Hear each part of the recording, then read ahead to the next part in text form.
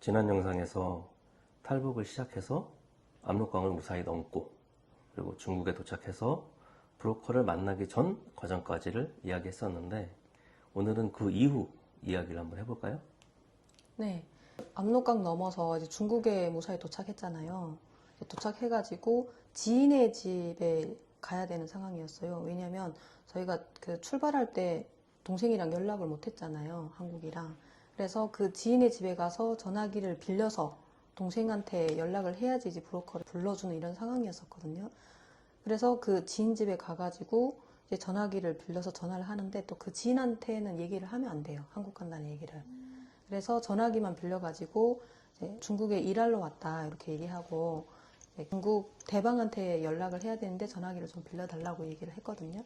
그 동생한테 전화를 했는데 동생이 이제 중국에 어떻게 왔냐고 이제 먹고 살기 힘드냐고 물어보는 거예요. 그래서 아니 그래서 온 게 아니다. 나 너한테 가려고 왔다 이렇게 얘기했거든요. 그랬더니 이제 동생은 원래 안 온다고 했었는데 갑자기 이렇게 오니까 놀란 거죠. 그래가지고 동생도 그동안 이제 브로커를 연결을 해야지 저희를 데리고 올 수 있는 이런 상황이니까 동생이 조금만 그러면 좀 기다려 줄 수 있냐고 물어보더라고요. 그래서 알았다고 여기 마을에 있으면 좀 위험하니까 산에 가서 기다리고 있겠다 이렇게 얘기하고 동생하고 그 장소를 약속했어요. 어느 산에 어느 길 옆에 이렇게 있겠다 그렇게 하고 동생은 브로커를 섭외를 하고 이제 저희는 산에 들어가서 기다리고 있었는데 그때가 또 장마철이다 보니까 비가 또 엄청 많이 이제 왔는데 저희가 장마철 딱 시작돼서 출발했거든요. 장대비가 내리는 거예요. 그래서 하루 종일 이제 산에 숨어 있다가 다음날 동생이 브로커를 연결을 해가지고 브로커를 만나서 이제 그때부터는 브로커의 안내를 받아서 출발을 했던 거죠. 북한하고 중국도 많이 다르잖아요? 그렇죠. 네, 거기서 혹시 신기하거나 뭐 위험했던 일, 그런 일 혹시 있었나요? 뭐 탈북이라는 게 또 중국도 안전지대는 아니거든요. 뭐 공안이나 이제 그 병방대에 잡히면 안 돼서 늘 긴장한 상태로 항상 이제 이동을 해야 되는데 중국에서 브로커의 안내를 받아서 이제 계속 이제 이동을 하잖아요. 근데 중국이라고 해서 안전지대는 아니거든요. 이제 중국도 뭐 공안이나 이제 병방대에 잡히면은 또 북송될 수 있으니까. 그리고 저희가 그 출발을 해서 이제 가는 도중에 또 저희 뒤에 그 뒤쪽에서 오던 일행이 잡혔다는 소식을 들었어요. 브로커를 통해서. 그래서 아 정말 이제 중국도 위험하구나. 중국에서 잡힌 거예요. 그 중국에 이미 들어와 있는 그 보위부에 의해서 그분들이 잡혔었는데 이제 그 얘기를 듣고 너무 좀 안타깝더라고요. 이제 저희는 또 무사히 고비를 넘겼잖아요. 그렇게 해서 중국 그 이제 백산 그리고 연길 그리고 청도 그리고 또 뭐 광신가 아무튼 그 큰 도시를 이렇게 거쳐서 오는데 중국도 엄청나게 이제 북한에 비하면 발전을 했더라고요. 청도에서 있은 일인데 편의점을 저희가 간식을 사려고 갔었어요. 편의점에 계시는 분이 저희한테 물어보더라고요. 한국 이렇게 물어보는 거예요. 그러니까 한국 사람이냐 물어보는 거죠. 그래서 저희는 북한 사람이라고 하면 안 되니까 한국에서 왔다고 그랬어요. 그러니까 이제 그분이 소세지랑 막 이렇게 저희가 한 그램 이렇게 샀는데 할인해 주시는 거예요. 소세지도 싸게 해주고 계란도 이렇게 싸게 할인을 해 주시더라고요. 그래서 아 약간 중국 사람들이 그 한국 사람들한테 되게 호의적이라는 이런 거를 많이 느꼈던 것 같아요. 아 그리고 또 신기했던 게 그 이제 버스를 타고 이동하면서 중간에 이런 그 터미널에서 식사를 하게 됐었거든요. 근데 그 터미널에서 식사를 하고 이제 거기 작은 마트에 처음에 들어갔었는데 이제 북한에는 그런 이제 판매점이나 이런 데 다 사람이 이제 그 살 때는 다 지켜보거든요. 왜냐면 이제 훔쳐갈 수도 있으니까 CCTV나 이런 게 없어서. 근데 거기 가니까 그 계산대에만 사람이 있는 거예요. 안에 들어가서 사람들이 막 물건을 자기가 사고 싶은 물건을 다 담아가지고 나오는데 그게 너무 신기했어요. 근데 이렇게 놔두면 장사 망하지 않나? 사람들이 하나씩은 다 훔쳐갈 뻔도 한데 그러면서 그 저희 일행이랑 같이 너무 신기하잖아. 왜 이렇게 지키고 있는 사람이 없냐고. 예, 그런 것들도 좀 되게 이제 생소하고 또 신기했던 것 같아요. 중국을 거쳐서 이제 베트남을 거쳐서 라오스에서 한국으로 오신 거잖아요. 그죠? 그러면 그 베트남이나 또 라오스에서도 또 똑같이 뭐 위험하거나 또 아니면 좀 신기했던 상황, 그런 상황이 또 있었을까요? 이제 중국에서 그 베트남 국경을 넘는 게 있었는데 배를 타야 되더라고요. 엄청나게 큰 강이었었는데 거기서 이제 쪽배를 타고 밤에 이렇게 이동을 하는데 베트남에서는 하루 정도밖에 안 있었기 때문에 크게 뭐 위험하거나 이런 상황은 없이 오고 그리고 그 베트남에서 또 라오스 국경을 넘는 과정이 있는데 거기서는 산을 넘어야 되더라고요. 근데 그 산을 넘는데 코스마다 좀 다르다고 하더라고요. 근데 저희는 5시간 정도를 산을 넘었거든요. 근데 그날따라 비가 또 엄청 많이 왔었고, 그리고 미끌고 이제 그 뭐 길로 오는 게 아니고 아예 그 생산을 타야 되는 또 그런 상황이니까, 근데 브로커들은 막 엄청 날아가는 거예요. 그때도 좀 조금 위험한 그런 이제 상황이 있었죠. 그렇게 라오스 대사관에 도착하셨을 때 어떤 생각이 들었어요? 사실 계속 오면서 이제 좀 상상을 했거든요. 이제 대사관에 도착했을 때 이제 우리는 어떻게 해야 되지? 대사관에 딱 도착하게 되면 저희밖에 없을 줄 알았어요. 예. 근데 이제 차가 그 철문이 딱 열리면서 이제 차가 들어가는데 이제 한 명이 나와가지고 저희를 맞아주는 거예요.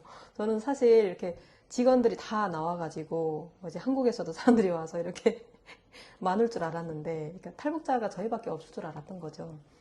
근데 이제 딱 들어갔는데 한 명이 나와서 이제 다 내리라 이렇게 하고 어디 이렇게 사무실로 들어가더라고요. 그래서 이건 뭐지? 이렇게 하고 사무실이 들어갔는데 이제 거기서 뭐 서류 같은 거 작성하고 이제 그 숙소로 안내를 하는데 숙소가 큰 게 이렇게 3개 정도 이렇게 있었어요. 근데 사람들이 엄청 많은 거예요. 그래가지고 와, 이렇게 많은 사람들이 이제 탈북을 한다라는 건 계속 그 탈북하는 사람들이 있다라는 거잖아요. 이제 그걸 보고 아, 우리는 진짜 아무것도 모르고 살았구나. 완전 까만 눈인 거죠. 이제. 근데 그 중국에서 오래 사시던 분들은 한국에 대한 그런 정보가 좀 있더라고요. 그래서 뭐 어떻게 어떤 과정을 통해서 이제 한국에 간다, 뭐 한국에 가면 뭐 어디 국정원에 들어간다, 뭐 그런 얘기를 거기서 되게 많이 하는데 뭐 이제 한국에 가서 절대 이제 빚을 지면 안 된다. 이제 그 한국에서는 돈을 빌리게 되면 돈을 이제 갚을 수도 있고 못 갚을 수도 있잖아요. 근데 돈을 못 갚게 되면 장기를 팔아서라도 갚아야 된다. 막 이런 얘기도 하고 좀 살벌한 얘기들도 많이 하더라고요. 그래서 거기서 한국도 만만치 않구나. 이제 그런 생각을 했죠. 그럼 그 대사관에서는 얼마나 생활하셨어요? 대사관에서 한 40일인가 50일인가 꽤 오래 있었어요. 먹을 건 잘 주셨고요. 먹을 거 굉장히 잘 줬어요. 이렇게 저희끼리 밥 해서 먹거든요. 뭐 감자를 먹고 싶다면 다음날 그 마트를 가서 감자 갖다 주시고 직원분들이 뭐 또 이제 그 떡국을 먹고 싶다고 하면 또 밀가루 사다가 주시고 이렇게 해서 저희끼리 만들어서 먹고 싶은 거 되게 잘 먹었어요. 그 라오스 대사관에서 생활하시고 라오스에서 한국으로 바로 오신 거 맞으시죠? 그렇죠. 그럼 교통표는 어떤 걸로 하셨나요? 비행기 탔죠. 아, 라오스에서. 비행기를 처음 타신 건가요? 그럼요. 처음 탔죠. 아, 왜냐면 북한에서는 비행기를 일반인이 탈 수 없거든요. 보통은 뭐 외교관이나 이제 그 고위직에 계시는 분들이 뭐 해외를 가야지 탈 수가 있어요. 비행기를 처음 타보는 상황이고 이제 비행기를 타는 순간부터 내리는 순간까지 저는 한 잠도 못 잤고 신기하기도 하고 좀 무섭기도 하고 그래서 내내 밖을 내다보고 이제 구경하고 왔던 거죠. 시간은 몇 시간 정도 걸리셨나요? 시간이 한 4-5시간 걸렸던 4-5시간. 것 같아요. 그럼 기내식도 드셔봤겠네요? 아니, 기내식 못 먹었어요. 못 드셨구나. 왜냐면 그 기내식을 이제 안내원이 물어보잖아요. 이거 먹겠냐, 저거 먹겠냐 이렇게 물어보러 오셨는데 저희는 돈을 내라고 할까봐 안 먹는다고 했거든요. 그래서 기내식은 못 먹고. 네. 주는데 안 드셨다는 거죠? 그러니까 그 물어보더라고요. 이제 기내식을 이렇게 그 밀차를 끌고 가면서 뭐 먹겠냐고 물어봤나 봐요. 이렇게 2가지가 있는데 어떤 거 드시겠냐 물어봤는데 이제 이거 돈 다 수가 없는데 그냥 안 먹겠다고. 그리고 이제 인천공항에 도착을 하셨잖아요? 어떠셨어요? 인천공항에 처음 도착하셨을 때? 뭐 상상 그 이상이죠. 지붕이 높은 건물은 난생 처음 봤었고 그리고 제일 놀랐던 건 이제 비행기에서 딱 내리면 저는 그것도 이제 상상을 그 비행기 타고 오면서 상상했어요. 이제 기자들이 많이 나와가지고 인터뷰를 하지 않냐 그런 상상을 하면서 물어보면 무슨 얘기를 하지 막 이런 그 준비를 하고 왔는데 그러니까 그 사다리 차가 이렇게 와가지고 그 계단으로 이렇게 내려가는 줄 알았어요. 근데 복도를 끊임없이 가는데 끝나지 않는 거예요. 그래서 와, 무슨 비행기가 복도도 달고 다니나 봐. 이런 생각을 하면서 이제 복도로 나오는데 국정원 분들이 나와서 이제 맞아주시는데 이제 오늘하고 고생했다고 예, 이렇게 하고 이제 안내를 해서 이제 버스까지 가는데 가는 내내 너무 이제 신기해가지고 입을 다물지 못하고 갔던 것 같아요. 뭐가 제일 신기하셨어요?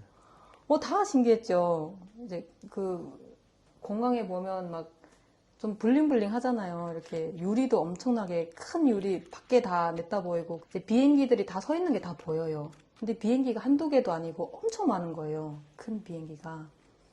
그리고 또 오면서 화장실 보러 들어갔었는데 이제 화장실도 너무 깨끗해서 너무 놀랐어요.